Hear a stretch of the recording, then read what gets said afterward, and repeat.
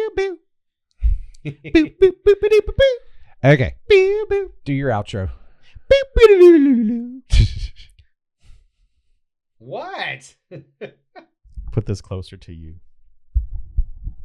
Why? Because all I can think about is I'm Marion Coatsworth. Hey. That's all I can think about. And I can't stop giggling on that. Right.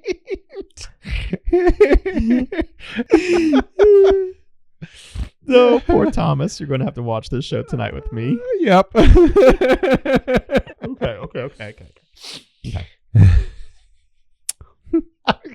Sorry. Okay.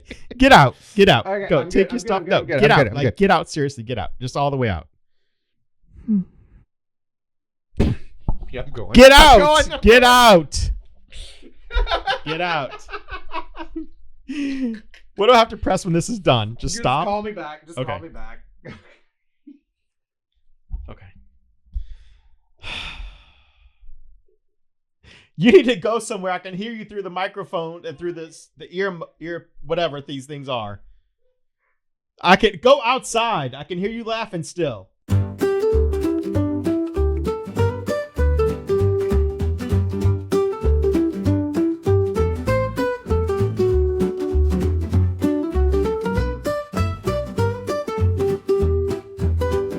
Hi, everybody, and welcome to another episode of From Art to Atoms. The Ultimate Curiosity Show. I'm Brandon Shoemaker, I'm Michael Fols.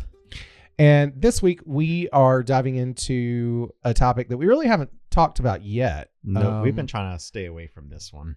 Yeah, This topic because it's so... well, not this topic. Well, because our topic really is one of our favorite TV shows. That's really what it is. Yes. But given the fact that this is coming out on election week, one of our favorite shows that we share in common is a show called The West Wing. Yes.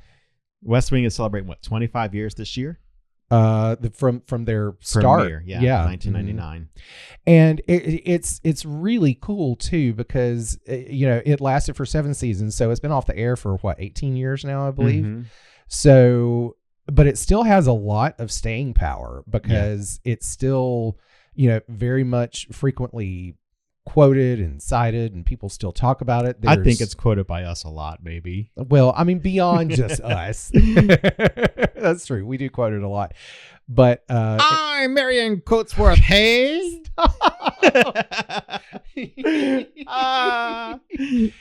That's going to set me off on a giggle fit. The key. The Francis Scott Key Award. It's a key. But yeah, it was incredibly well written. It was created, and most of the episodes were written by Aaron Sorkin, who had previously done Sports Night. I think so, yeah. Yeah. And then he followed up The West Wing with The Newsroom with Jeff Daniels, which was equally great in its writing and its banter. And he is masterful at monologues. He comes up with these great monologues that, especially, if it's of some sort of like political significance, you wish that presidential speechwriters wrote like Aaron Sorkin. Yes. Because they just have the power to really grab your attention and keep your attention and not bore you to tears. There's so many different pieces of episodes from The West Wing where, the president in the TV show is Martin Sheen. He plays President Jed Bartlett, and he'll do this monologue that's just incredible. And it's, a speech given in front of, the nation or whatever. And you're like, gosh, where are our speakers like that today? I mean, it is so good that you want him to run for president. Yeah. You kind of leave the show wishing that there could actually be a Jed Bartlett running for president. So a little bit of background on it. So did you watch it when it was first on? I saw a couple of episodes, it like was 97, right? No, 99. 99. Okay. It started in 99. I did not watch it when it first aired. My aunt and uncle, Vicky and Dennis, watched it. I think pretty much from the beginning all the way through the end. Yeah. And so I would catch pieces of episodes whenever they were watching, but I didn't really start watching it until was it in the last season when you and I first started watching it? Yeah. See, so that was the problem, is that in 99, I was a freshman in college, and there wasn't a regular TV schedule for watching TV, I guess, so we didn't watch it weekly. Yeah.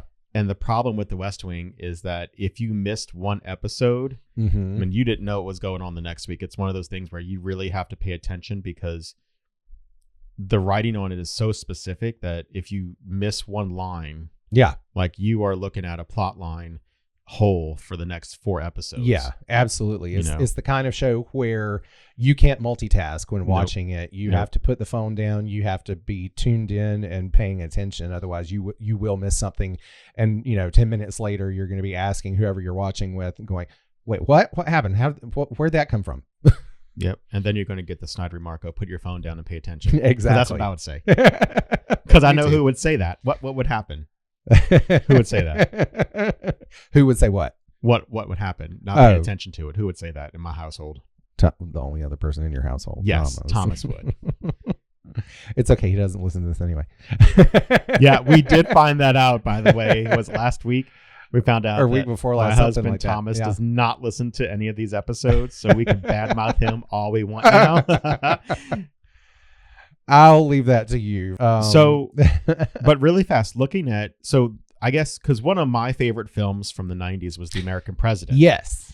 And Sorkin was the screenwriter for that. Rob Reiner Yeah. was the director. And it's weird because Michael Douglas played the president. Yeah. But Martin Sheen played his chief of staff. Yeah. And so there's a lot of kind of, not similarities, but a lot of... There's similar themes through Yes. both the movie and the TV show. There's a lot of people that were in The American President that were also in The West Wing. Yeah. So, like... Did you hear the story of exactly how the West Wing came about? No. So I just read it last night. And I was going to talk about this towards the end of the podcast, but it's relevant now. So 2 of the stars of the show, Melissa Fitzgerald and Mary McCormick, wrote a book titled What's Next? And that book just came out just recently, like in the past just 2 the months last or a month, I guess. Yeah, last couple months. And it's basically, the subtitle is A Backstage Pass to the West Wing. It's cast and crew and its enduring legacy of service. And in the foreword that Aaron Sorkin wrote, he tells the story of exactly how the show came about. Mhm. But basically, he was told that this executive from NBC wanted to have a lunch meeting with him. His agent told him. Mhm. And he told his agent, "Well, I don't have anything ready to pitch for TV. I'm not doing TV. I don't know anything about it." And his agent said, No. He just wants to say hi. That's all. And that night, I forget who it was that he had dinner or drinks with or whatever, but it was some friend of his, and who was also I think he might have been another producer or director of The West Wing at some point, but he was in Aaron Sorkin's home office, and the poster for The American President was on the wall. Mm-hmm. And the friend looked at Sorkin and said, "You know what would make a great TV show?" And he pointed to the poster and he said, "That." Mm-hmm. And, he basically said, just a story about all the people who work in the West Wing and what goes on. So next day, Aaron Sorkin goes to lunch with the NBC executives, and he says, very quickly, it occurred to me that this was not just a hello kind of a lunch. Yeah. He had, all the other major NBC execs with him, and they wanted to hear ideas from Sorkin on coming up with a TV show. Yeah. And so literally, since the only thing that was fresh on his mind was what his friend had said the night before, Mm-hmm. he pitched The West Wing to them with a very, less than an elevator pitch even. He just basically said, I'd like to do a show about the people who work in the West Wing of the White House. Yeah. And they greenlit it from that. So the impetus of the show just coming from that alone is pretty special, that it was kind of a serendipitous sort of a thing. Yeah. And part also, when you said he wanted the show to be about the people of the White House or the West Wing. Right. And you and I both know this, is that the president was not meant to be a central character in the show. It's meant to be his staff. Right. And the show is meant to be around them.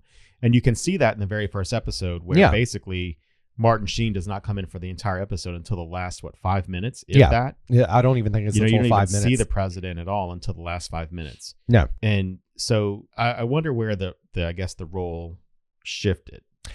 Quite honestly, I think it, and I feel like I remember hearing this at some point in some interview or something like that. I think it was just the power of Martin Sheen's acting. His performance. Yeah, his performance was just so powerful as the president. They quickly realized this is going to kind of help hold the show together and make it more popular. So they started writing the president in more of the shows. I'm reading about all the people that were borrowed from the American president that have reappeared in the West Wing. Oh, really? Yeah. So Martin Sheen did. And Nancy McNally, she was the press secretary in the American president. Oh, that's right. Yeah. Which was played by, Anna Deavere Smith. Yeah. I absolutely love her as an actress, and even she's an acting teacher as well. She's got a great book on acting. Joshua Molina was in it also. He was Annette Bening's partner. That's at the lobbying firm. Yep. Yeah, I need to go back and watch that. He was hardly in it at all, but he was still in there. Yeah, and he came into the West Wing late in season 3. Yeah. At the end of season 3, when they basically Rob Lowe wanted more money and they were like, no. Yeah, they wrote off Rob Lowe and they brought Joshua Molina in to sort of fill that space. Yep. But that's another thing that this book talks about. And like I said, I've literally only read the foreword, the introduction, and the note from the authors. I haven't even gotten into the actual text of the book yet. But one of the things that they talk about in there is how the show was all about service, and the cast really embraced that spirit and wanted to sort of pay it forward in a sense, right? To do that in the real world and not just in the world of the show.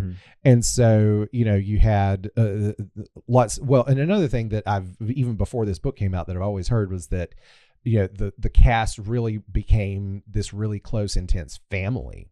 And generally speaking, whenever you're doing theater or any kind of long-term commitment acting wise, you do sort of develop into a little family, but most of the time those families fizzle out after the show closes or the TV show ends, or even whatever. A few years after. They might stay strong the first 3 years after. But so we just said 18 years later, when Mary McCormick and Melissa Fitzgerald were interviewed about the book, they were talking about how they still have a current text group with all of the cast members of the West Wing, and that they are constantly keeping in touch, and they still get together for events and things. I mean, not special events, but like birthdays and things like that. Yeah, well, they recently got together when Jill Biden invited them over to the White House to celebrate the 25th anniversary. Oh, I didn't even see that. They were at the White House.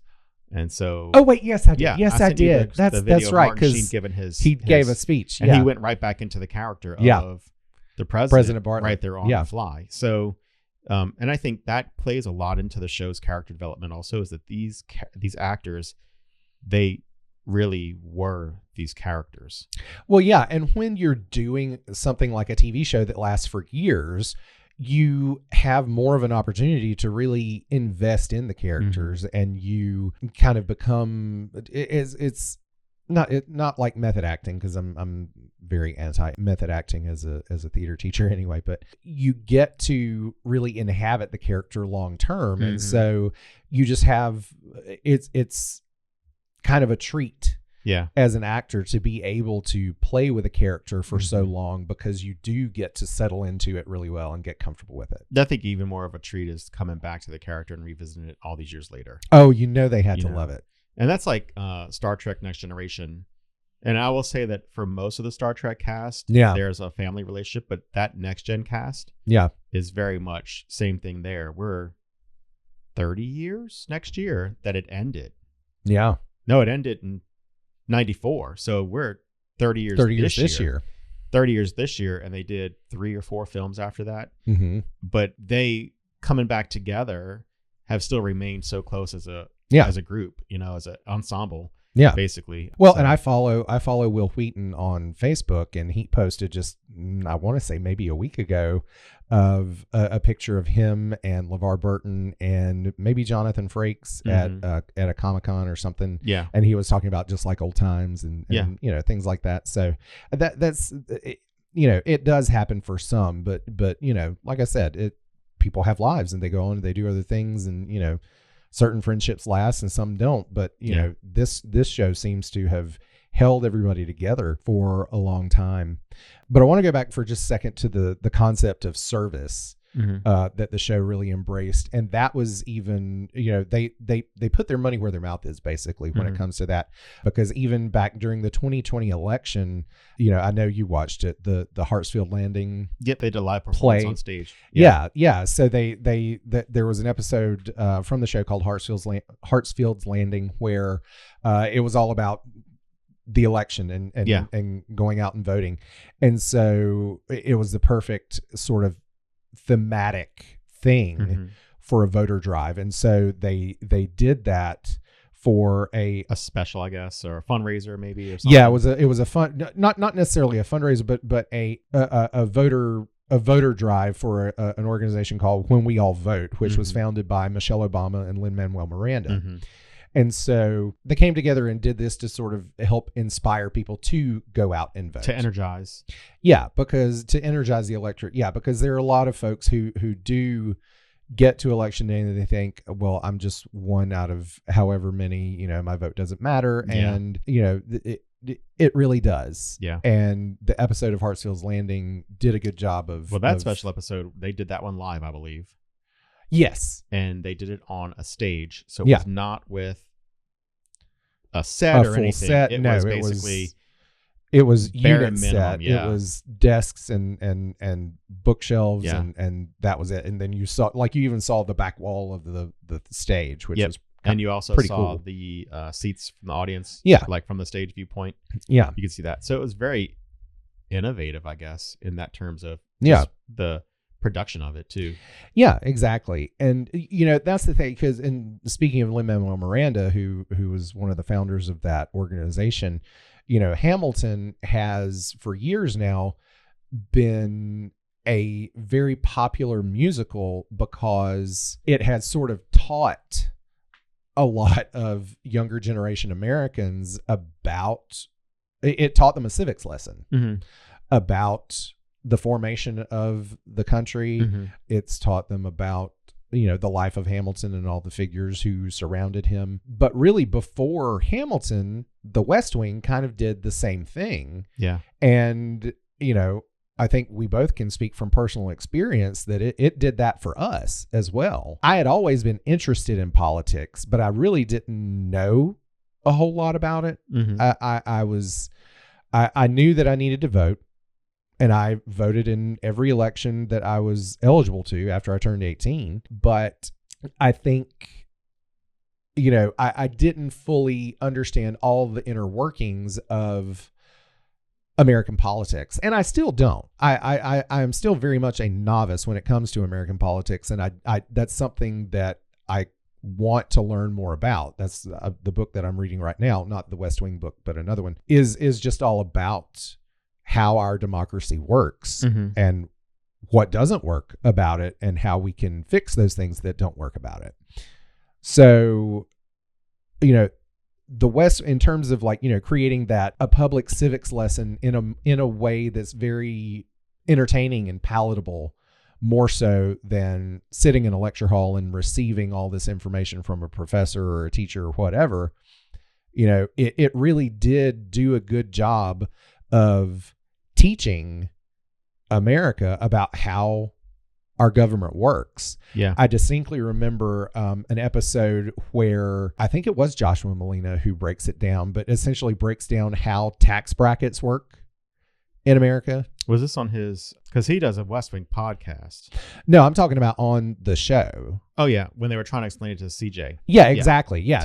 So they would do that. They would have characters in the show who would be like, I don't understand how this works. And they would explain it in very simple terms, which also for the audience who doesn't know how tax brackets work.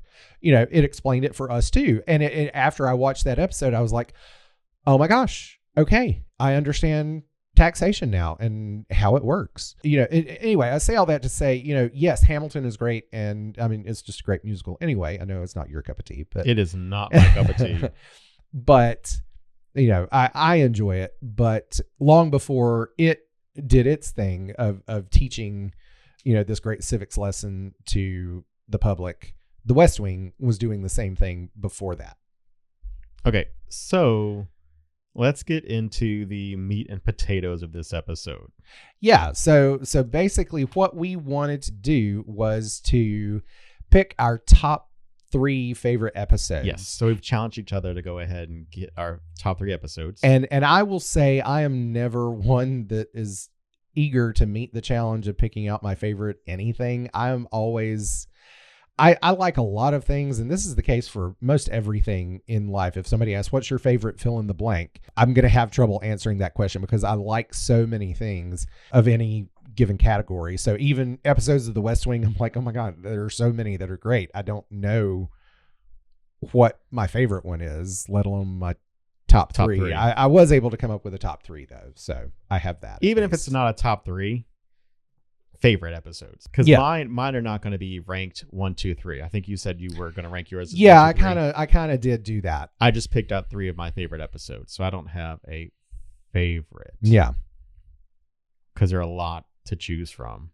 Okay, so who wants to go first? You can go first. Okay. Okay, so my first one is a season 2 episode. Okay. It is the 9th episode of season 2. Called Galileo. Is that the one where Josh looks at the stars with the telescope? Yes. Yes. And also where, so NASA, in this episode, they are sending a probe to NASA, to Mars, or not to NASA, but to Mars. And they are going to set up a live link from when the probe lands on Mars for the first time ever, what the camera sees. And the president and NASA officials are going to basically take questions from school children throughout that. So that's the premise of the episode, but there's a lot of stuff going on in the background too. There's a lot of political... There's always multiple storylines happening at the same time. And the Galileo portion of it is, I think, one of my favorite parts because it shines a brighter light on it. So what happens basically is that in the first part of the episode, when they are doing their practice run, and Bartlett goes in there and sees like no one likes to know it all. Because they do like a practice Q&A. And she tells him to not answer the questions, even if he knows the answer to the questions. Let the NASA officials answer those questions. So she goes on and says something to the effect of basically no one likes to know it all because he said something about the temperature being a certain range. And she said, that's incorrect. And he goes, no, I didn't. I calculated the Celsius in my head. So that was one of them. But the part I think of this episode that I like the best was when they were doing the writing of it. And the very beginning part where he tells CJ, you're not saying it right. Like to say Galileo, is it Galileo 5, I believe, should be awe-inspiring, and he keeps on telling her that she's saying it wrong. She's not inspiring at all when she says it. And then they give Rob Lowe's character as a speechwriter, they let him take a stab at it, and he does one off the fly. And at the very end of when he says what he says, and he says Galileo 5, and he hits CJ and goes, he said it right. And so that was one of my favorite parts in that episode. But the other part is that, so they've set this thing up to where the kids are going to be basically seeing, the live, what they see on it as far as live screen, or like not live screens, live screening of the view of it, and something happens to the probe itself. And so they have basically these scientists from NASA, the president, and all these kids, and they can't have their, I guess, what they expected. And so, and this is a quote from CJ's character. Because they were going to call it off. The press conference off. And she says, we have at our disposal a captive audience of school children. Some of them don't go to the blackboard or raise their hand because they think they're going to be wrong. I think you should say to these kids, you think you get it wrong sometimes? You should come down here and see how the big boys do it. I think you should tell them that you haven't given up hope and that it may turn up, but in the meantime, you want NASA to put its best people in a room and you want them to start building Galileo 6. Some of them will laugh and most of them won't care, but for some, they might honestly see that it's all about going to the blackboard and raising your hand. And that is the broader theme. And so for me as a teacher, we both know that and it always happens with technology too. The best laid plans always tend to fail. And you need to be able to think on the fly and jump on the fly and turn that into a learning moment. And I think that really kind of symbolizes what that was for them. So, all right, that's my first one, Galileo. And I'll say my favorite part of that episode is probably at the very end where Josh and the girl are in the so that he says, wait, I thought you were going to show me the stars. Why are we out here in the middle of nowhere with this dinky little telescope? And she says, no, you need to experience it firsthand, like thousands of elementary children are this very same night. Giving him that, it kind of almost makes me choke up because it's such a humble moment that, no, she's not taking him to, this multi-million-dollar telescope that's, in a facility or anything. She's giving him, the firsthand experience of seeing the stars and the planets, through a telescope in your backyard. And that really spoke to me. All right. So I kind of did mine in order of 3, 2, 1 top favorites, but that's ask me today, ask me tomorrow. I might have a completely different list that none of these are on. So take it with a grain of salt. So the number 3 in my countdown, if you will, comes from season 7, the final season, and it's episode 7, and it's one of the first episodes that I ever watched, that we ever watched, that I know of, and it's the debate. Okay. The debate was a live episode where they had the characters of Matt Santos, who's running for president as a Democrat, and Arnold Vinnick, who is running for president as a Republican. And they had them do, obviously a scripted live debate, just like you see on TV in a real presidential debate. And it was, I remember seeing a behind the scenes documentary about it. And, the director was like, it's really kind of a totally different challenge for me because, I'm having to call, okay, go to camera 1, go to camera 2. And, normally they're just setting up separate shots independent of one another. And then going to edit it later on. But, doing it live was a totally different ballgame that required a totally different approach. And so, the thing that really captivated me about that episode and was one of the reasons why I wanted to keep watching the show was because I thought that was such an innovative approach because, I remember saying at the time when we were watching it, I said, how much, I wonder how many more people tune in to watch this debate as opposed to the real thing. They watch the real thing. Yeah. And it kind of, at least this one was classy. Yeah, that's true. Of course, that was back when most debates were classy, or at least classier than what they've become now. But, the thing that got me about that was that, yes, it was one of the early things that inspired me to keep watching the show, but I couldn't help but wonder, is this maybe helping to inspire other people to start following politics more? Yeah. Because it certainly did for me.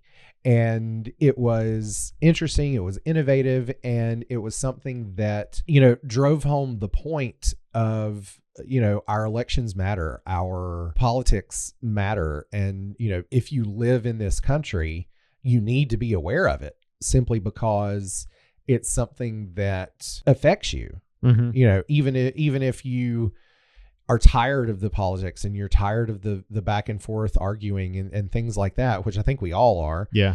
Especially now. Yeah. It's crucial though to be aware and to, educate yourself so that you are taking part in the machine of government that has such a big effect on all of us who live here. Okay. So that was one of my episodes also. That's the one that I could almost guarantee would be. So in one of this though, a couple of trivia points of this. They actually filmed it twice. They did 2 filmings of it for East Coast and West Coast. West Coast, right? And West Coast is what's seen when you order or get the DVD collection. Yes. West Coast is. But we actually got to see the East Coast version when we saw it live. Yeah. And so they also that the only scripted audience reaction from that episode was one of the writers of the episode was an audience, and he was the one who heckles Arnie Vinnick and calls him a liar. That's the only thing that is scripted for the audience. Everything else is natural reaction, and they did that to make it seem more authentic to the debate itself. Like these guys, a lot of ad-libbing happened in this episode as their characters, which goes to show you all of the character development and character study they did to really become someone in an hour-long debate, absolutely, because that's think about that, you're used to recording an episode with multiple takes and stopping and starting and not necessarily having to stay in character the entire time. But here you are, like and especially if you were a television actor not as comfortable working on stage in live theater, that would have been a big challenge. So that was mine also. So I don't really have anything to say because it's already been said. Okay. So that's 2. I'll give you my other one. So I've already gone through 2. Yeah. But I could probably find another one on the fly. Okay. So my third one, because the debate was my second one, is the season finale of season 2. Okay. 2 Cathedrals. Yes. So in this episode, President Bartlett, his secretary, his personal secretary, I guess. President's secretary has just been killed in a car accident at the very end of the previous episode. So you're left with just she's died and she was killed in a car accident. And so in this episode, you see their history that started when he was in college and she was working for his dad. Yes. Okay. And so you get to see a lot of her relationship with him developed over time and how it is so strong as 2 older people, what you see in the original episodes. But I think the strongest part of that is when he actually goes to the funeral. So they have her funeral in the National Cathedral. Yeah. And so when he gives his speech, when he goes into Latin and is talking directly to God, you know what I'm saying? And so in this episode, a lot of this episode also, it kind of center points where he had hidden his MS diagnosis from the American people. And so that had come out. So he was kind of looking at bad press because he lied to the American people. That he didn't lie. He just didn't disclose it. Right. So it wasn't a lie. And so a lot of bad press from that. And kind of you see the season kind of wrap up on an end note, like a downward note, Yeah. And so in that. Well, doesn't it ultimately end with him going out and saying to the press, because he gets isn't that where he gets the question? Yeah, but he doesn't answer the question. Remember that he always said, or she said, that he would always put his hands in his pockets to make a decision. That's how you knew he made up his mind, when he put his hands in his pockets. Yeah. And looked, and that's how they ended the episode. Because remember, it was raining and it was thunderstormy. Yeah. Well, because the one of the most impactful tropical storms coming in. Yeah, one of the most impactful things for me, I remember in that episode, was when he comes back in and he's soaking wet and he's in the Oval Office, and I don't remember if the door flies open or something, and he shouts for Mrs. Landingham, who's dead. But so I'm going to go ahead and in this episode, like when I tell you, and so Sorkin was known for that. The talk and walk, I guess, is what that was called. Walk and talk, yeah. And so for me in this one, and there are multiple shots on this one, but they actually were able to get the National Cathedral as a filming. This was not the set. They went into the cathedral. Yeah. And so it's very long, and they have these really wide shots, I guess, of him standing back at the cathedral and then walking forward towards the altar. And the whole time he is given a monologue there and then breaks into Latin. You see, I found out what he says. So the President's Triad in Latin at the end loosely translates to, "Thank you, Lord. Am I to believe these things from a righteous God, a just God, a wise God? To hell with your punishment. I was your servant, your messenger on the earth. I did my duty. To hell with your punishments, and to hell with you." So that because he, in that point, had made up his mind that he wasn't going to run again. Yeah.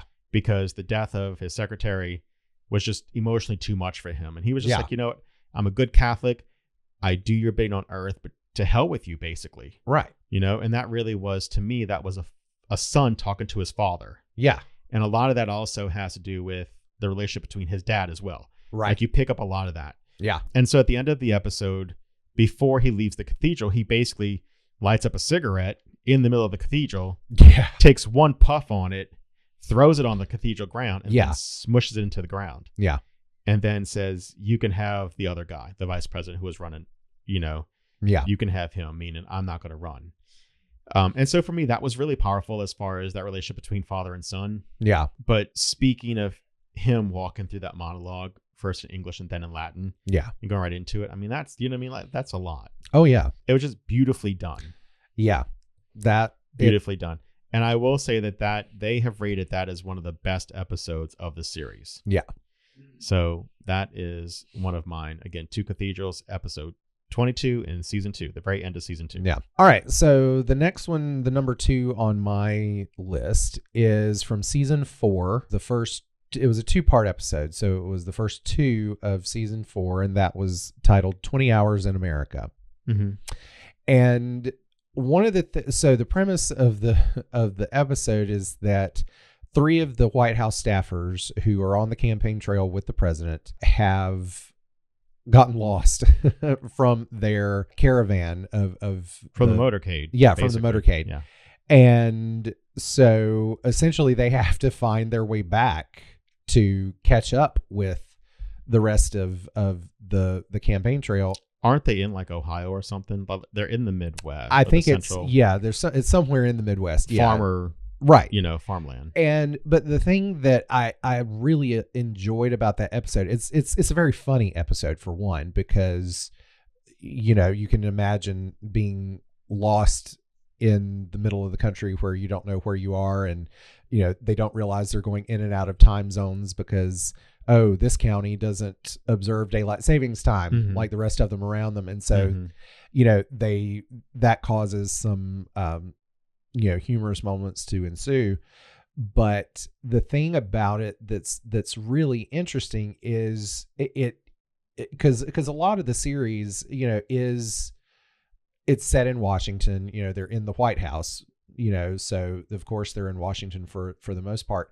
But it was really an interesting chance to see them interacting with, everyday America in everyday America. And so I thought it was just a really well done episode, because you get that sense of, number one, several things. Number one, what it's like to be on the campaign trail, because you hear stories about it and how it's grueling, it's exhausting, because you get very little sleep, you're constantly on the move. Yeah. And it really is a test to a certain. It goes back to what you said, loyalty to service. Yeah. Like they're doing all this and giving up everything, and they get paid measly for the job that they do. Oh, yeah. But it's for the service of the country, or for the service to the president. So yeah. They serve the pleasure of the president. But exactly. That they also do all that because they believe in his vision. Yeah. And they believe in doing right. Yeah. So, it emphasizes that, and, the fact that you have to do it because you believe in it, and you believe in this candidate.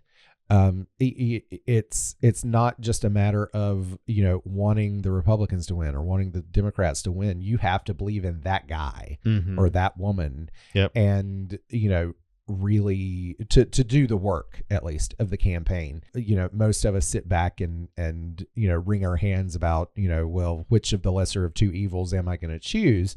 But the people working on the campaigns really are, at the grassroots level, having to do this really grueling work. And you can't do that if you don't believe in the vision of the candidate. Yeah. Did you find another episode that you wanted to talk about, or you want me to go ahead and talk about my last one? Talk about your last one first, and then I'll. So my number 1 episode, and it doesn't fit in with the rest of the show, and it's intentional. I know which one you're talking about. The 9/11 episode. Yeah. So it's season 3, episode 0, technically is how it's referred to. Mm-hmm. It was the first episode that they aired after 9/11. And it's, a lot of shows at that time didn't really know what to do. Some shows embraced what had happened, and they, it happened in the world of their show mm-hmm. and things like that. I remember Ally McBeal was one that, addressed it head on, and they talked about how people in their they had lost people in their law mm-hmm. office mm-hmm. In the Twin Towers and things like that. And, the West Wing, of course, being about the White House, had a very big decision to make as mm-hmm. they started season 3. Do we live in the world in which this has happened in the show, or do we live in an alternate reality sort of in the world of the show in which, this has not taken place? Yeah.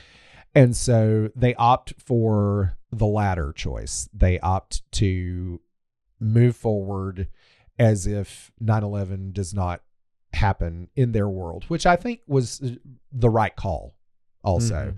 because, you have a very definite president who's in charge at that time. Yeah. It's George W. Bush. You can't tell the story of 9/11 with Jed Bartlett. Yep.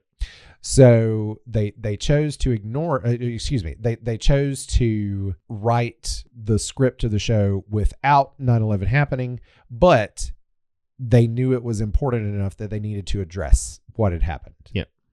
And so their solution was, as they say in sort of a series of opening monologues at the beginning of the show, they offer you a play.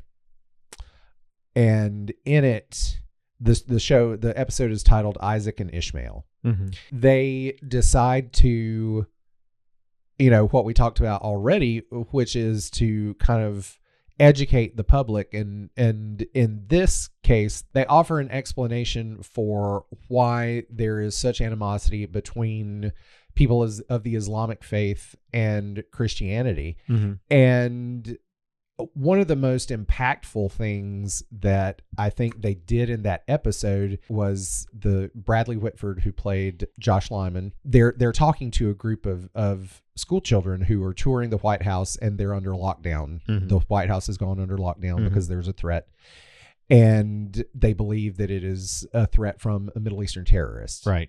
And one of the kids asks Josh, why does all this sort of stuff happen? And they just essentially spend some time explaining it for them. He does say that's a complicated answer to a complicated question. Exactly. Yeah. And so he offers them an analogy. He says, you guys are getting ready for the SAT, and they don't even have this on the SAT anymore, but he said, so about analogies. And so he says, Islam is to Islam extremists as Christianity is to blank. Mm-hmm. And do you remember what the answer was for his analogy? Mm-mm. The Ku Klux Klan. Mm-hmm. He said, the KKK was essentially creating all these atrocities under the guise of Christianity or doing it in the name of Christianity, and obviously not speaking for the wide majority of Christians. Right. And so essentially it was to draw the parallel that Islamic extremists are not speaking for the vast majority of Muslim people. Yeah. So that was, I always thought that was a very, because I didn't see that in real time when it aired. I saw that after later on the show came out on DVD. But I always thought that was just a really classy way to mm-hmm. handle that mm-hmm. as well. Mm-hmm. Yeah. Okay. So I have my episode, my okay, and it is the series finale tomorrow. The series finale? Series finale tomorrow. Yeah, I started to put that one on there too, but I was like, I know he's going to do that one too, probably. I won't do. Yeah, so what it is Matt Santos, who is played by Jimmy Smits, has won the election. Yeah. It's inauguration day for him to begin his presidency. And you start seeing kind of a wrap up, I guess, of Bartlett's term as president, his 8 years in the White House. So you start seeing all of his staff, the transition. The stuff that we don't really get to see, but always fascinates me, is the transition process of outgoing and ingoing. And so this one kind of shines a light on that process, they have to be out of there. The old staff has to be gone by noon. Yeah. They are no longer employed by the government once inauguration happens. And I think that to me, to see that the staff has to stay behind. Yeah. And clean offices and, get all that out while the big party or the show happens at the Capitol. So it's just a very interesting process for me to transition from one family to the next into the house, and how everything has to go off without a hitch. Yeah. In the hours of them leaving the White House to go to the Capitol for inauguration to the time that he returns home after inauguration. Yeah. Like, it's almost like it's a brand new house. Like, the old president did not live there at all. Yeah. And we're talking about paintings and furniture and personal belongings and, food. Everything has to be redone for this new family walking in. Yeah, well, because the White House social secretary meets with the incoming president and their family before they ever, but long before January 20th, and they give them essentially a catalog of, these are all the paintings that we have in the National Archives, right? That you want to pull up furniture. What do you want? What desk do you want? Yeah, what do you want in the Oval Office? What rugs do you want? Yep. All that sort of thing, which is, I'm not going to lie, from somebody who likes home renovation shows, like, I would love to see that. I would love to see that. It's very interesting to me too. I would love to just watch the process. Yeah. They should do a special on that. Like, how we saw that one about the cruise ship when the cruise comes into port. Yeah. And they have to recycle turn it over for the next cruise before the new passengers get on, which is happening in like in hours. They have to basically restock this whole ship. Yeah. Get rid of everything that was old or used and get on the new stuff. And I think they should do a documentary on that. I feel sure somebody has to have pitched that as an idea at some point or asked about that. So I feel like there's probably like some element of security measures that go on as well that we can't be privy to. So one of the quotes I'll say about this episode is Debbie Fitterer, who plays Lily Tomlin, is the new secretary and has been since the season 3. Yeah. So 4 years. Basically, one of my favorite quotes by her in this one is when she's telling the new secretary, the new presidential secretary, what to do. Yeah. And so she puts her at her desk, and she's, the most important job is keeping track of who's going in and out of the Oval Office. The first thing you'll need to do is establish who'll have walk-in privileges. Usually it's just the first lady and the chief of staff. At some point, the president is going to ask you to take away his wife's walk-in privileges. Don't do it. No matter how much he begs. And I just think that's just humorous. Like, even in this surreal moment, there's so much humor that was written into these characters. Yeah. But I think that that was just an interesting one for me. Yeah. Like, you got to see what happens at the end of 8 years. Yeah. And it's a great episode, and it's a great way of summing up the show. But like you said, it gives a sense of humanity to these characters as well, and makes it, because we do often put people like the president on a pedestal, and we sometimes forget that they're real people too. And so that was something that I always appreciated about the show, that it really captured so well, was the humanity of all the people that do all that. They say that, and the show even quotes this frequently too. Nobody ever wants to see how the sausage is made. In terms of all the inner workings that go on behind the scenes, the deal making and things like that to make our laws and government run. But it did that in a very effective, human way. Yeah. And I've heard more than once, people who work in government talking about the show or being interviewed by political pundits and things like that. But they frequently say, we often wish that the world of Washington happened more like the West Wing, but in reality, it's a lot more like Veep. Yeah. Which, if you've seen Veep, if much you haven't, cutthroat. You should. But it's much more outwardly cutthroat and very kind of like, the Bad News Bears, like, how are we the people running the country?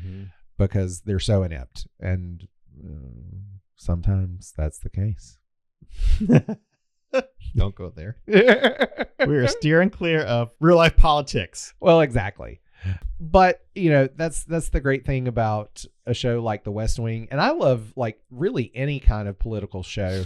Another one that you had watched entirely and then turned me on to was Madam Secretary. Yeah. Which I absolutely love. And one of the things that I was specifically watching, because The West Wing makes no bones about the fact that it's a Democratic president. Mm-hmm. But one of the things that I really appreciated about Madam Secretary was never once do you hear them refer to what political party they are. Yeah. They made a point, and I was listening close throughout that series for any inclination of, is this a Democratic? I don't even think you heard the terms Democratic and Republican. Mm-hmm. So, in the world of Madam Secretary, maybe it was two other completely different political parties, but they made a point to make it politically neutral. Yeah. Which I thought was a wise move. But yeah, if you're into stuff like this, if you haven't watched The West Wing, definitely watch it. It's just great TV. If you are a fan of The West Wing, I highly recommend you check out the book What's Next by Melissa Fitzgerald and Mary McCormick. And if you want to read just a really good book that just talks about our government and how it works, there's another one called Democracy in One Book or Less by David Litt, who was a speechwriter for President Obama. He was the one who was responsible for the White House Correspondents' Dinner speeches that were always very humorous. So it's a very, very funny book, but incredibly informative at the same time. I didn't know we were plugging books. I would have brought mine that I was reading. I know. I don't know why. I just kind of did, but I can find it real fast though. Yeah. Well, just give us the title and author. Okay, so it's Return to Common Sense: How to Fix America Before We Really Blow It by Leah McGowan. She's a political YouTuber. Yeah. She is the creator of Politics Girl on Instagram, on YouTube, on TikTok. She's on all the different sites. Yeah. And I've been following her for a little while. She's just very, again, same thing. Explain stuff in terms that people who are not political savvy can understand. Right. Which is what kind of drew me to her. Yeah. I guess. But I'm more than halfway through this book in about a week. Yeah, that's like me with Democracy in One Book or Less. And this one, I'll tell you, is really, it's almost like a history lesson going through it and listening to it, because you learn a lot about the development of the Constitution, Bill of Rights, all that stuff, and how we shaped what we are, what was set up originally to what we are now, and when all those changes happen. So it's a really good book so far. Very easy read. Awesome. Okay, so we want to go into trivia now. Yeah. Obviously, our theme is going to be West Wing trivia. Yeah. Okay, go. All right. I'm not doing all of the questions here because some are just stupid easy. In the show, which serious illness does Josiah Bartlett suffer from? MS. Yes. Okay. In the episode 20 Hours in America, Toby lost a bet to Josh and had to do what for 24 hours? Oh. I'll give you multiple choice answers. Ready? Okay. First one, not complain or argue. Yeah. The second one, not mention the fact he worked at the White House to anyone. And the third one, greet every new person by telling them he worked at the White House. Greet every new person by telling them he worked at the White House. That's it. Yeah. My name's Toby Ziegler. I work at the White House. Okay. So funny. All right. Number 2. Who succeeds Josiah as the president in the series? That's Matt Santos. Yeah. I told you these are all too easy. Before he was the campaign manager and White House chief of staff, what position in the government did Leo McGarry hold? Secretary of the Interior, Secretary of Defense, or Secretary of Labor? God, I don't remember. Secretary of Defense. Nope. I would think that too, but he wasn't. Secretary of Labor. Labor. Yep. Okay. Okay, this is a good one. You will probably still know it. But what was the code name? What was the Secret Service code name for Sam Seaborn in the show? Need multiple choice? Yeah. Okay. Eagle, Tiger, Princeton, or Book Bag? Probably Princeton. Yeah. Book Bag was one of the kids. Yes, that was Zoe. Yeah, I think. What was C.J. Craig's Secret Service name? Flamingo. Yes. Okay. Rob Lowe's character, Sam Seaborn, attended what prestigious U.S. college and references repeatedly throughout the show? Princeton. Yes. So many. What was Abby Bartlett's profession? She's a doctor. Physician. Yeah. Which of these actors did not play Donna Moss's boyfriend love interest during the series? Christian Slater, Bradley Cooper, Jason Isaacs. Which one did not play Did her not love play one interest? of her love interest or a boyfriend. Zoe? Donna Moss. Oh, sorry. Okay, I was like, what in the world? Okay, Christian Slater did. Who else? Who were the other two? Bradley Cooper or Jason Isaacs? Bradley Cooper. It is Bradley Cooper. Yeah. Yes. Jason Isaacs was the one that she followed to. Yeah. Somewhere in the Middle East. Yeah, and Christian Slater was the one that worked for the deity. Who played the role of Toby Ziegler in the show? I don't remember his name. Jimmy Smits, Joshua Malina, Richard Schiff. Richard Schiff. Yes. Okay. Who replaced John Hoynes as vice president? Admiral Fitzwallace, Louis Berryhill. No, Buffalo Bob. Bob Russell. Yeah, Bob Russell. Yeah. What role did C.J. Craig finish out in the series working at the White House? Oh, chief of staff. She was chief of staff, yes. Ooh, what were the last words spoken in the series? Is there multiple choice? I know they're on the plane going home. Mm-mm. Oh, no, that's Sam when he returns. Welcome home or something like that. He returns back to the White House. Okay, then I don't know then. What's next? Oh, Santos when he sits in the office. That's when Yeah. What type of animal did Debbie Fitterer try to farm before she took her role as private secretary to the president? I want to say chinchillas. She did not. It was the alpaca farm. Oh, yeah. Alpaca. That's the last one I have. Okay. All right. Well, that does it for this week's episode of From Art to Atoms. The Ultimate Curiosity Show. We hope that we have inspired you to get politically active and start paying attention to the politics of the world, politics of the United States. Yeah, your vote counts. Even if you don't think it does, it does. Absolutely. So thanks for listening. Have a great week, everybody. Bye, everybody. You've been listening to From Art to Atoms, the Ultimate Curiosity Show, episode number 10. Your hosts are Brandon Shoemaker and myself, Michael Folse. The show is produced by Brandon Shoemaker and is available on Apple Podcasts, Spotify, Amazon Music, iHeartRadio, or wherever you get your podcast. Be sure to subscribe to the show to stay up to date on all of our latest episodes and news. If you have any questions, feedback, or suggested topics you'd like for us to dive into, please don't hesitate to reach out. You can email us at FromArtToAtoms@gmail.com. We would love to hear from our listeners and we value your input. Don't forget to follow us on social media to stay updated on upcoming episodes and behind-the-scenes content.